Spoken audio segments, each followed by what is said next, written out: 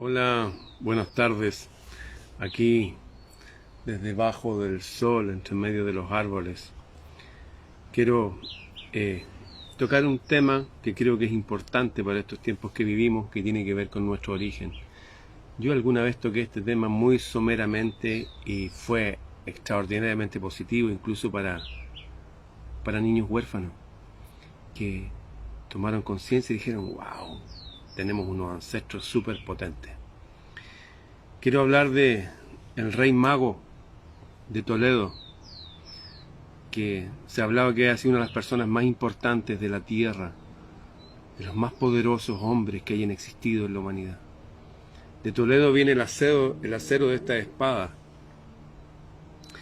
Quiero hablar de Alfonso X, el rey mago, que escribió como 380 y tantos canciones al cielo, a la diosa celeste. Autor de terminar con las divisiones entre los hombres y autor también de hacer un paréntesis de luz en medio de la locura y la guerra y la división. De hecho, se habla que él hizo una especie de pre-renacimiento. Se habla que el renacimiento empezó ahí con 1452, con el nacimiento de Da Vinci en abril, por ponerle una fecha, pero realmente habría empezado hace 13 siglos, ¿no? En el siglo XIII, mejor dicho, en el año 1200. Su abuelo, también se llama Alfonso IX, fue el que empezó con la vida parlamentaria ya y fundó una universidad que se llama Salamanca. Alfonso X, el que dijo que todos habláramos castellano, ¿no?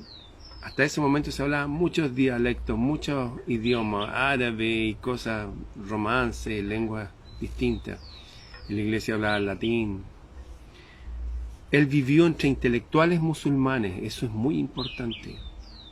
Entre intelectuales musulmanes, porque los occidentales no eran intelectuales. Tenían prohibido hasta abrir un cadáver. Claro, no está, es pecado.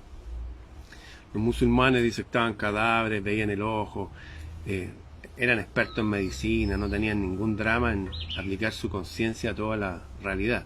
Los cristianos no, todo era pecado, ¿no? Los musulmanes podían tener varias esposas, que se yo, eran súper viriles, en cambio no, los de acá no, que Dios los prefiere sin mujer. Los musulmanes incluso hablaban de una época en que se adoraba una diosa, y acá no, que es Padre, Hijo y Espíritu Santo, no hay una mujer divina. Dentro de ese contexto nació este hombre, entre intelectuales musulmanes y entre magos toledanos. Magos, repito, magos toledanos, magos, Farsi, estos descendientes de los seguidores de Ahura Mazda, estos que fueron cuando Jesús nació y le llevaron regalos. Se crió entre intelectuales musulmanes y magos toledanos. Escribió obras musicales, jurídicas, lúdicas. Hizo el primer tratado de ajedrez. Hay un método de ajedrez que hizo él. Escribió obras históricas, obras científicas, obras filosóficas, pero en vez de hacerlo en latín para que lo entendieran los curas nomás, lo escribió en lengua común y corriente, para que todos lo entendieran. Fue uno de los primeros reyes más buenos de la tierra y era considerado un mago, un wizard, un mago poderoso por toda la civilización de su época. Todos los reyes de Oriente lo respetaban como, wow, él es nuestro hermano. Fue ante todo el rey Alfonso X, conocido como el Sabio, un rey educador. Todo lo que hizo, toda su obra estuvo encaminada a elevar el nivel cultural de sus súbditos. Se da cuenta que la gente no era muy culta, era bien supersticiosa, se dividía por tonteras. Un ejemplo, ayer mostré una piedra del muro de Berlín, que trae unos sellos dorados, hay gente, es que es un sello masónico, debe ser satánico. Ese nivel de estupidez humana habita todavía en nosotros. Y habitaba en esa época y él dijo, ya, voy a tratar de sacarle lo más posible todos estos prejuicios y todas estas supersticiones que limitan a la gente. Fue un rey sabio, erudito, fue mecenas, daba dinero a la gente a veces para buenas causas. Fue un reformador, dijo, bueno, esta cuestión la vamos a cambiar, vamos a hacer esto para acá. Fue un repoblador, fue y dijo, ya, aquí hay mucha gente, acá no hay, vamos a llevar gente para allá. Y también fue un conquistador, se anexó a tierra. Incluso en la Luna hay un cráter como de 118 kilómetros de ancho, dicen, no me consta a mí, pero sí que me consta que le dieron el nombre Alfonso X a un cráter de la Luna. Él tenía sus... tal cual yo lo admiro a él admiraba a otros que habían estado en el pasado. Él admiraba a un egipcio que se llama Ptolomeo. Él escribía en lengua común y corriente de la época, que es lengua gallego-portuguesa, que es lengua celta, bueno, y castellano. Él mandó a traducir un libro que mencioné en estos días que se llama Política de Aristóteles. Hay un alemán que se llama Hermann, el alemán de Toledo, súper sabio, los alemanes, raza súper antigua, le encargó, tradúceme este libro, por favor. Y llegó por ahí al capítulo 3, donde habla de la importancia de la música. Cómo la música puede cambiar un pueblo, para bien, y también para mal. Uno puede entontecer a una ciudad, a un país, a toda una civilización, a todo el planeta con música imbécil, con letras estúpidas y un ritmo hipnótico que no los deja pensar y que los conecta con lo peor o con pasiones que no van a poder controlar. Por eso él se puso a componer música.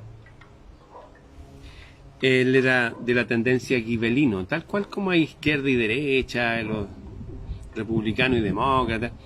Estaban los gibelinos y los güelfos. Los gibelinos decían que el poder del rey estaba sobre la iglesia y los güelfos que no, que la iglesia estaba sobre el rey. Él decía que no. De hecho, él cuestionaba a la iglesia. De hecho, los curas lo fueron a acusar con el Papa. Lo acusaron de que quería crear una nueva religión.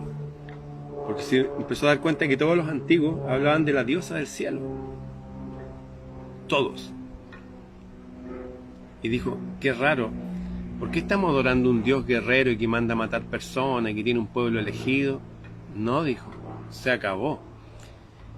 Y se puso a componer unas cantigas a la diosa del cielo, más conocida como Santa María, más conocida como Yemanjá en otros lugares, como Isis, como Venus, como Freya, con distintos nombres la misma mujer, vestida de celeste.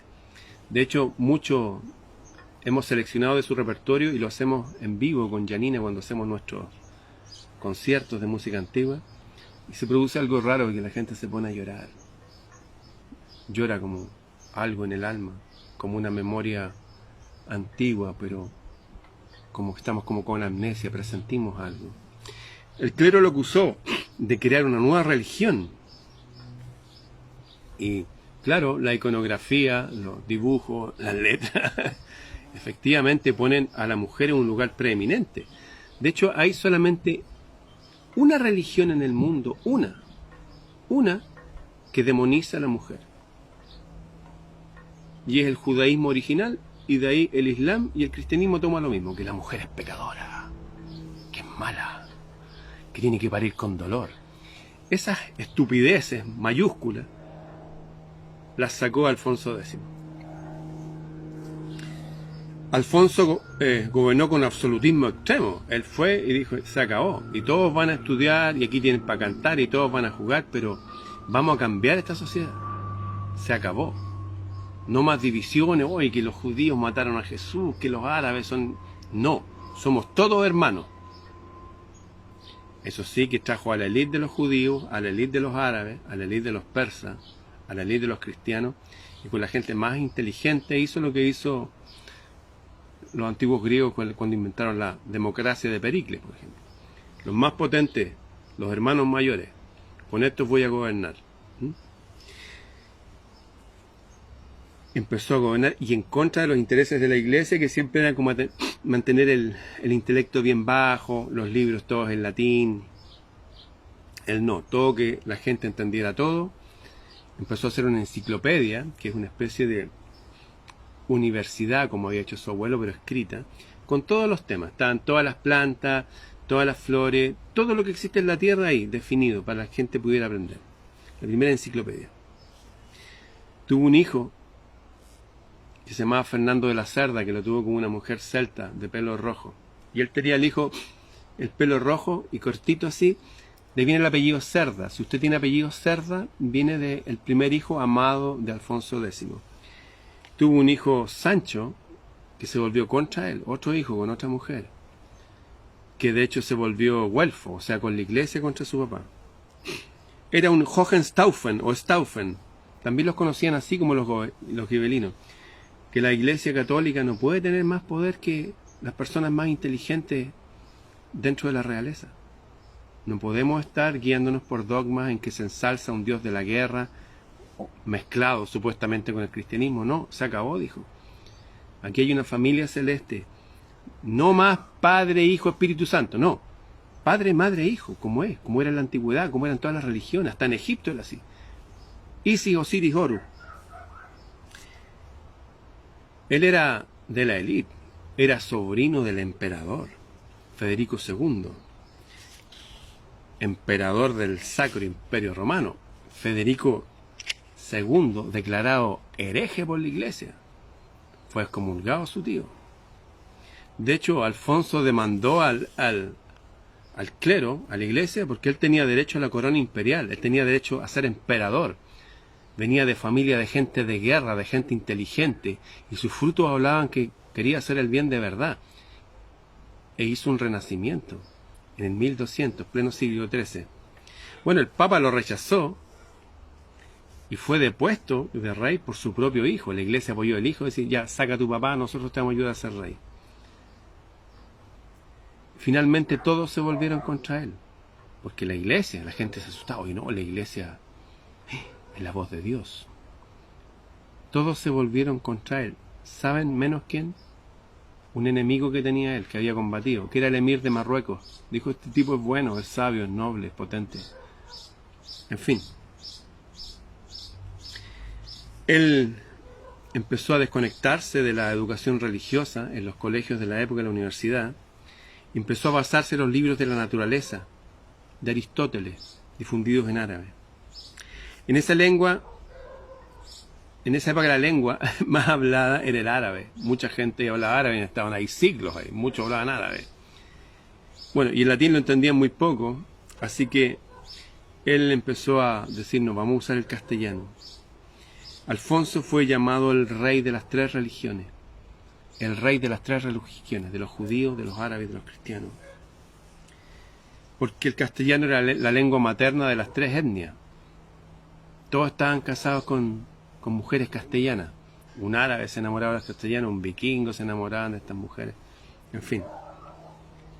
También había un Alfonso X, un rey sabio entre los árabes, el último gran califa de Córdoba. Un tipo que había estado en el año 900, 300 años antes, y Alfonso heredó todos los libros de ese tipo. El último gran califa de Córdoba. Ojo, creer que los musulmanes en España eran los malos también es un error.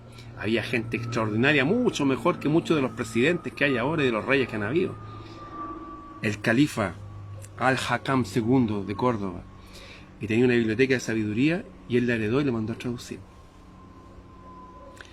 El resumen de Alfonso X, uno de los resúmenes de qué pasa aquí en el planeta. ¿Por qué tanta división? ¿Por qué tanta gente tan estúpida? Como decía ayer, mostré una piedra que viene realmente del muro de Berlín, viene con unos sellos de autentificación. Ah, no, que el sello es masónico. Este tipo debe ser satánico por lo que habla. Ese nivel de gente imbécil, imbécil que significa que no tienen sabiduría, eso significa, es la verdad. O idiota, que no ve más allá de sus narices, eso significa idiota. Ay, la gente se ofende ahora, no hay que decirle eso. Decía Alfonso X, en el siglo XIII, decía que la lucha realmente que hay en la sociedad se da entre dos facciones finalmente. Entre el saber inteligente y el rudo fanatismo. Bueno, había una escuela de traductores ahí que funcionaba un siglo antes que él, pero él le puso más energía para traduzcamos más libros de sabiduría antiguos. Él seguía a Aristóteles, como lo mencioné, la importancia de la música, por eso hacía que toda la gente cantara. y también que jugara el juego lúdico que nos hace más inteligente, seguía Aristóteles y Averroes, que era como Avicena, era un médico, padre de la medicina, filósofo, matemático, astrónomo. Bueno, un tipo increíble que había vivido un siglo antes que Alfonso, y obviamente era árabe. En fin, fue un tipo muy potente, considerado como un rey mago, y se le conocía como el señor Don Alfonso, por la gracia de Dios, rey de los romanos. Les recuerdo que el tío había sido el emperador del Sacro Imperio Romano, pero que lo echó la iglesia por hereje. Igual la gente lo reconocía entre árabes, castellanos, moros, judíos, como el rey de los romanos. Bueno, y el rey de todo Castilla, Toledo, León, Galicia, Sevilla, Córdoba, Murcia y Jaén. Escribió un libro de astrología que se llama Lapidario. Bueno, y todas estas cosas árabes y todas estas cosas celestes las heredó de los árabes. En esa época en que él estaba vivo, un contemporáneo persa, de donde venían los magos, construyó un observatorio en el actual Azerbaiyán, lo que ahora es Rusia, ayudado por astrónomos chinos. Y él estaba fascinado con el estudio de las estrellas y los ciclos, no sé, por ejemplo, Saturno vuelve a su ciclo cada 28 años y cada 28 años le pasan cosas extrañas a la gente. En fin, empezó a darse cuenta que había algo extraño entre los astros y la realidad. Y esto quedó escrito por Juan de Médici después, 3 siglos después en el Renacimiento. Una de las personas que financió el Renacimiento, inspirado por Alfonso X, escribió esto. Una de las personas más sabios siglos después dijo: desde Carlomagno, en el año 700, de ahí viene la letra manuscrita, antes se escribía solamente con letra capital, letra grande. Carlomagno inventó la letra pequeñita y también declaró que todas las iglesias que se ocupaban solamente los días domingos se transformaran en universidades y escuelas. ¿Qué tal esa medida tomarla hoy día? Que todos los templos católicos, evangélicos, sean de la gente para enseñar de lunes a viernes, de lunes a sábado. Bueno, eso hizo Carlomagno en el año 700. Desde Carlomagno hasta los Médici, 1400, que financiaron más traducciones de libros y a artistas poderosos como Da Vinci, Botticelli, qué sé yo. Desde el año 700 hasta el 1400, el más grande de toda la tierra fue el rey mago Alfonso X el Sabio. Eso. Bien, queridos amigos, esta es una pequeña introducción. Vamos a estar compartiendo sabiduría, no mía, sabiduría de los antiguos, de toda la sabiduría. Porque si eso les sirvió en ese pre-renacimiento con Alfonso X, si sirvió en el Renacimiento con Da Vinci y compañía, nos va a servir ahora también, hacernos más sabios, no importa de dónde venga la sabiduría. Eso. ¿Cómo se llamaba el rey? Alfonso X. ¿En qué época vivió? En el siglo III, en el 1200. Descubrió que había una diosa en el cielo. Y en la época en que todas las catedrales góticas se dedicaban ¿a quién? A Notre Dame, a Nuestra Dama. Y salió una mujer en Francia para combatir el paganismo de la gente que hablaba del Dios de la Biblia, de la guerra. Una mujer que usaba esta misma espada que tengo aquí atrás.